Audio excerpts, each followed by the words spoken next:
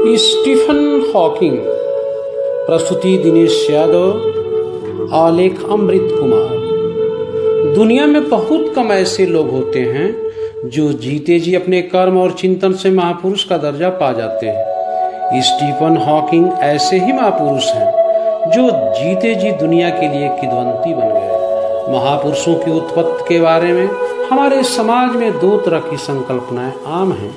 एक के अनुसार महापुरुष बनाए नहीं जा सकते, वे जन्मजात होते हैं। दूसरी मान्यता है कि महापुरुष भी समय और परिस्थिति के अनुसार वांछित मौका मिलने पर खुद में छुपी संभावनाओं को युग की जरूरत के अनुसार उद्घाटित करता है। भारत में महापुरुषों की उत्पत्ति की पहली मान्यता आम लोगों में ज्यादा लोकप्रिय है। जहां हम महापुरुष को अवतार तक दर्जा दे देते हैं, पर उस महापुरुष को क्या कहेंगे जो ईश्वरीय अवसरवाद के दर्शन में विश्वास नहीं करता। स्टीफन हॉकिंग को अब 21 वर्ष की आयु में पता चला कि वे एक दुर्लभ बीमारी मोटर न्यूरॉन्स से पीड़ित हैं और कई डॉक्टरों ने यहाँ तक कह दिया था कि वे ज़्यादा दिन तक नहीं बच पाएंगे।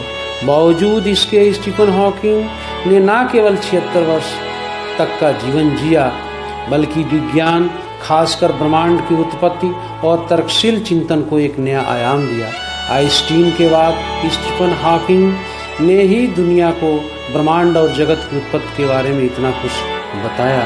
ऐसा इसलिए हुआ कि विज्ञान, तकनीक और उससे बढ़कर उनकी इच्छा शक्ति ने इसे संभव बनाया। वैश्विक रूप से स्टीफन हॉकिंग तो सभी देशों के लिए महत्वपूर्ण हैं। भारत के लिए तवे और अधिक महत्वपूर्ण हो जाते हैं जब भारत में वैज्ञानिक चिंतन का अभाव और अंधश्रद्धा तथा आडंबर का इतना बोलबाला है। आज भी भारत में ऐसे लोगों की कमी नहीं है जो विश्वास करते हैं कि ईश्वर की मर्जी के बिना एक पत्ता भी नहीं हिलता। कुछ अन्य कहावतें भी हैं, समय से पहले और भाग्य से ज्यादा कुछ नहीं मिलता। सब कुछ ईश्वर की किताब में पहले से ही लिखा है।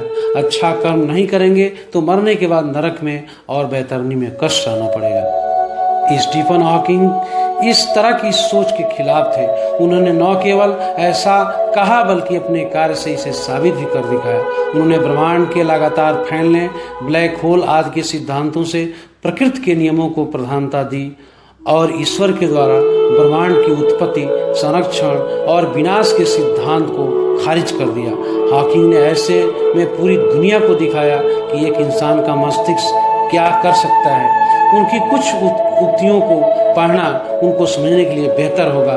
परिवर्तन के हिसाब से खुद को ढाल लेना बुद्धिमत्ता है। ज्ञान का सबसे बड़ा शत्रु अज्ञानता नहीं है, बल्कि ज्ञान होने का भ्रम है। मैंने ऐसे लोगों को देखा है जो मानते हैं कि सब कुछ पहले से तय है और हम कुछ भी बदल नहीं सकते, पर जब सड़क पार करना होता है तो देख कर पार होते हैं। यदि आप शारीरिक रूप से असक्षम हैं तो शायद यह आपकी गलती नहीं है, लेकिन इसके लिए दुनिया को भी दोष नहीं ठहराया जा सकता या आप पर दया करने की उम्मीद नहीं की जा सकती।